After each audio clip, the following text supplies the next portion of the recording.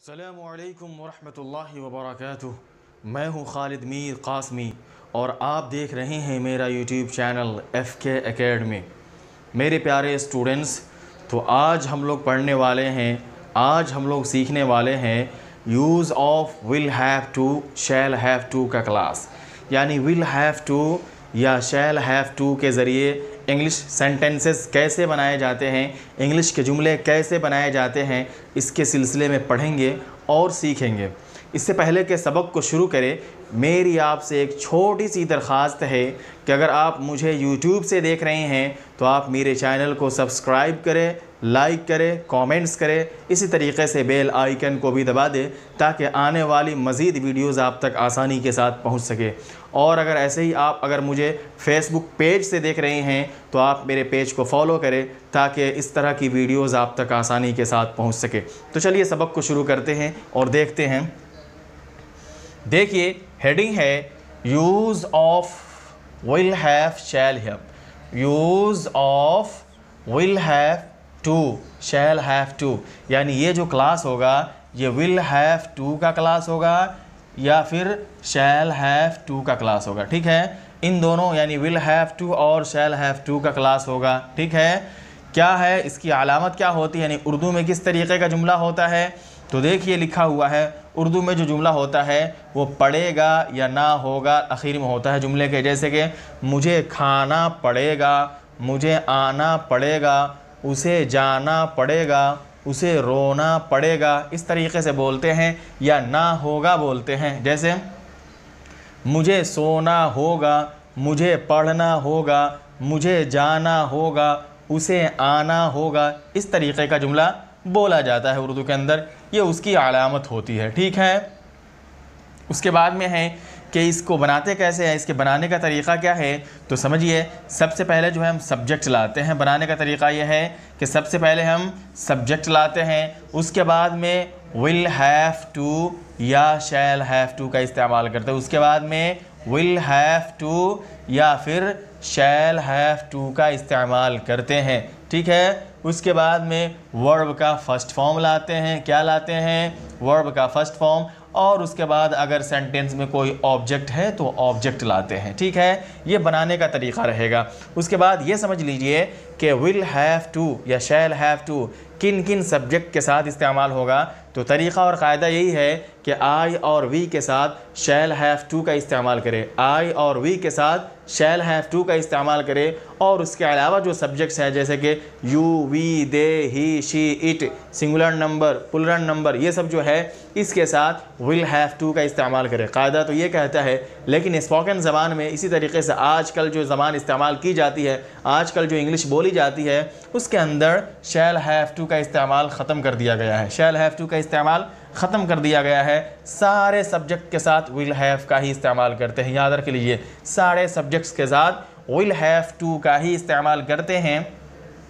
यानी कि I, we, you, he, she, they, it, name, singular number हो या प्लूरल नंबर हो, ये जितने सारे सब्जेक्ट्स हैं सबों के साथ विल हैव टू का ही इस्तेमाल करेंगे। चलिए कुछ जुमले हैं जिनको समझते हैं कैसे बनाया गया है और उसके बाद में उसका इंट्रोगेटिव और नेगेटिव सेंटेंस भी बनाने का तरीक़ा सीखेंगे। तो सबसे पहला जुमला है he will have to go home. क्या जुमला है? He will have to go home. इसका तर्जमा होगा उसे घर जाना होगा या उसे घर जाना पड़ेगा। ये अफर्मेटिव सेंटेंस है। He will have to go home, उसे घर जाना होगा या उसे घर जाना पड़ेगा। ये अफर्मेटिव सेंटेंस है। कैसे बनाए हैं, कायदा इस पर फिट आ रहा है या नहीं आ रहा है, देखते हैं, चेक करते हैं। देखिए क्या है, सबसे पहले सब्जेक्ट की बात थी कि सबसे पहले सब्जेक्ट लाना है। देखिए यहाँ सब्जेक्ट है ही, उसके बाद में क्या है, विल हैव टू या शैल हैव टू में से किसी को लाना है। मैंने कहा कि शैल हैव टू का इस्तेमाल ख़त्म कर दिया गया है तो विल हैव टू का इस्तेमाल होता है सभी के साथ, लिहाजा यहाँ विल हैव टू को लाए, विल हैव टू को लाए। ठीक है, उसके बाद में वर्ब का फर्स्ट फॉर्म लाए हैं गो, ठीक है, जाना। उसके बाद में ऑब्जेक्ट लाए होम, और गो के साथ होम जब लाते हैं तो टू का इस्तेमाल नहीं होता है। देखिए तर्जमा होगा he will have to go home, उसे घर जाना होगा या उसे घर जाना पड़ेगा। उसके बाद में अगर इसका नेगेटिव सेंटेंस यानी कि मनफी जुमला बनाना है तो क्या करेंगे, ये विल हैव जो है इसके बीच में नॉट दाखिल कर देंगे। क्या दाखिल कर देंगे? नॉट, किसके बीच में, विल और हैव के बीच में नॉट दाखिल कर देंगे। बकिया जुमला बिल्कुल उसी तरतीब से होगी जैसे पहले था, ठीक है। He will have to go home पहले था अफर्मेटिव सेंटेंस में, अब नॉट क्या करेंगे, विल और हैव के बीच में दाखिल करके बोलेंगे he will not have to go home, he will not have to go home, उसे घर जाना नहीं होगा या उसे घर जाना नहीं पड़ेगा। इस तरीके से जुमला बनेगा। अगर इसका आपको इंट्रोगेटिव सेंटेंस बनाना है तो कैसे बनाएंगे, विल को सिर्फ जो है सब्जेक्ट से पहले यानी कि ही से पहले लगा देंगे और बोलेंगे will he have to go home, will he have to go home, क्या उसे घर जाना पड़ेगा, will he have to go home, क्या उसे घर जाना पड़ेगा, क्या उसे घर जाना होगा। इस तरीके से इसका क्या बनाएंगे, इंट्रोगेटिव सेंटेंस बनाएंगे। चलिए दूसरा जुमला देखते हैं। दूसरा जुमला है you will have to tolerate, you will have to tolerate, you will have to tolerate, तुम्हें बर्दाश्त करना पड़ेगा। टू टॉलरेट मीन्स होता है सहना, बर्दाश्त करना, झेलना। तो तर्जमा करेंगे you will have to tolerate, तुम्हें सहना पड़ेगा, तुम्हें बर्दाश्त करना पड़ेगा। देखिए मैंने यहाँ यू सब्जेक्ट लाया है, सब्जेक्ट जो है सबसे पहले लाए हैं बनाने को, देखिए जो कायदा बताया कि उसके हिसाब से बन रहा है कि नहीं बन रहा है। उसके बाद में क्या है, विल हैव टू का इस्तेमाल किया गया अफर्मेटिव सेंटेंस में। उसके बाद में टॉलरेट जो है ये क्या किया गया है, ये वर्ब फर्स्ट फॉर्म लाया गया है, ठीक है। You will have to tolerate, तुम्हें बर्दाश्त करना पड़ेगा या बर्दाश्त करना होगा, ये अफर्मेटिव सेंटेंस है। अगर आपको इसका नेगेटिव बनाना है तो विल के बाद क्या करेंगे, नॉट लगा देंगे, हैव से पहले, और विल के बाद क्या लगा देंगे, नॉट लगा देंगे। क्या हो जाएगा, you will not have to tolerate, you will not have to tolerate, कि तुम्हें बर्दाश्त नहीं करना पड़ेगा या बर्दाश्त नहीं करना होगा। अगर आपको इसका इंट्रोगेटिव यानी सवालिया जुमला बनाना है तो विल को क्या करेंगे, यू से पहले दाखिल कर देंगे और बोलेंगे will you have to tolerate, will you have to tolerate, क्या तुम्हें बर्दाश्त करना होगा या क्या तुम्हें बर्दाश्त करना पड़ेगा। इस तरीके से जुमला बनेगा। क्या है, they will not have to create ruckus, ruckus to create ruckus means होता है शोर हंगामा पैदा करना, फसाद पैदा करना। टू क्रिएट रकस मीन्स होता है शोर हंगामा पैदा करना, फसाद पैदा करना।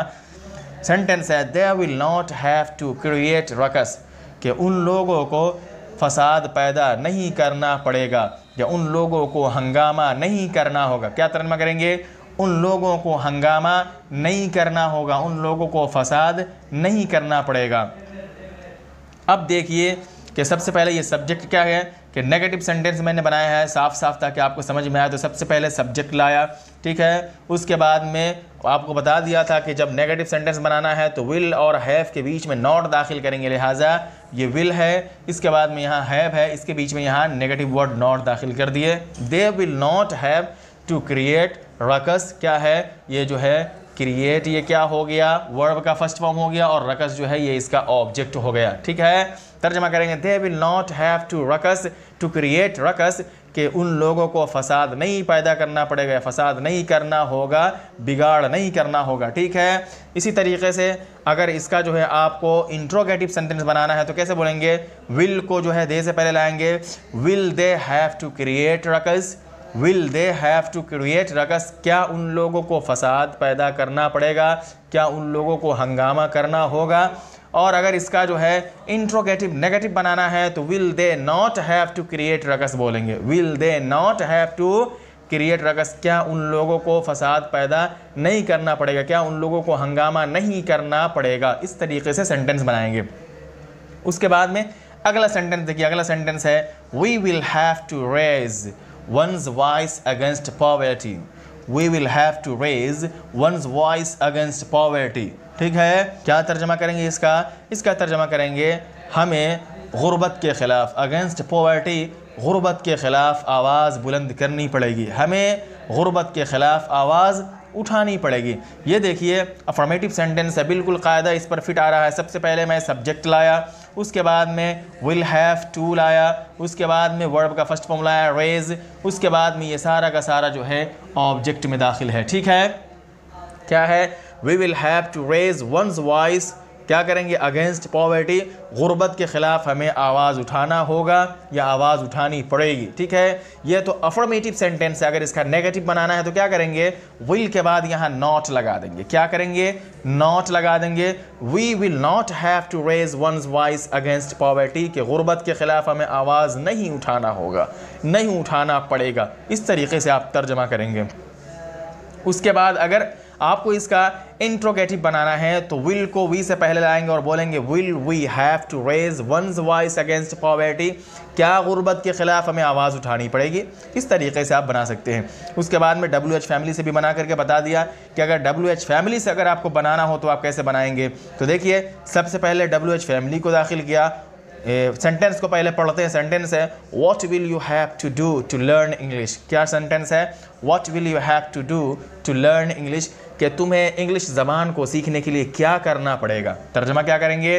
तुम्हें इंग्लिश ज़बान को सीखने के लिए क्या करना पड़ेगा, तुम्हें इंग्लिश ज़बान को सीखने के लिए क्या करना होगा। ये इस सेंटेंस का तर्जमा है।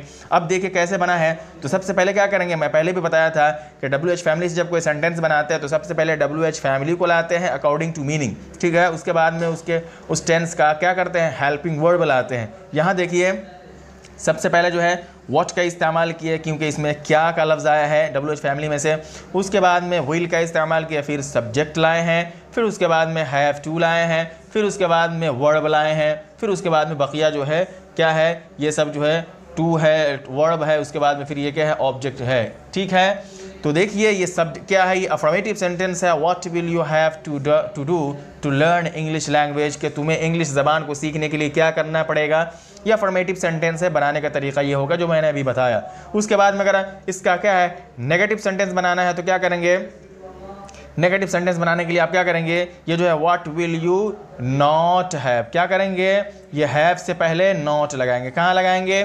हैव से पहले। What will you not have to do to learn English। ठीक है, देख लीजिए गौर से। What will you यानी सब्जेक्ट के बाद और have से पहले नॉट लगाए हैं। What will you not have to do to learn English language, कि तुम्हें इंग्लिश ज़बान को सीखने के लिए क्या नहीं करना पड़ेगा। ठीक है, इस तरीके से इसका नेगेटिव सेंटेंस WH फैमिली के साथ बनता है। उसके बाद में आखिर सेंटेंस है वो है will you have to pay fine. Will you have to pay fine, क्या आपको जुर्माना अदा करना पड़ेगा, क्या आपको जुर्माना देना होगा। ये इस सेंटेंस का मीनिंग है, तर्जमा है।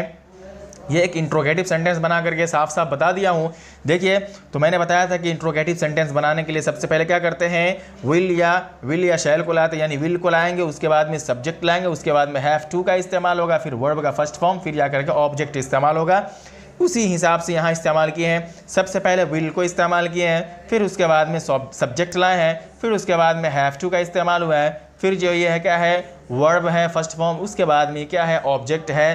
तर्जमा करेंगे will you have to pay fine, क्या तुम्हें जुर्माना अदा करना पड़ेगा या क्या तुम्हें जुर्माना अदा करना होगा।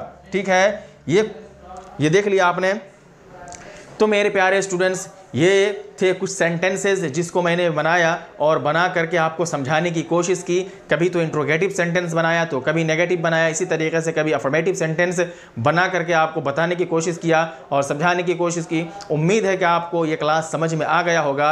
आपसे मैं फिर दरख्वास्त करता हूँ कि इसको बार बार देखें और फिर इसको जो है प्रैक्टिस करें, इसको याद करके बोलने की प्रैक्टिस करें, लिखने की प्रैक्टिस करें। इसी तरीके से अगर कहीं लिखा हुआ है तो उसके तर्जमे को समझने की कोशिश करें। ठीक है, सबक को ख़त्म करने से पहले एक बार फिर मेरी आपसे एक दरख्वास्त है कि अगर आप मुझे YouTube से देख रहे हैं तो आप मेरे चैनल को सब्सक्राइब करें, लाइक करें, कमेंट्स करें, और अगर आप मुझे फेसबुक पेज से देख रहे हैं तो आप मेरे पेज को फॉलो करें। चलिए अगली वीडियो में अगले लेसन के साथ फिर मुलाकात होगी। जब तक के लिए अल्लाह हाफिज़। अस्सलामु अलैकुम व रहमतुल्लाहि व बरकातुहू।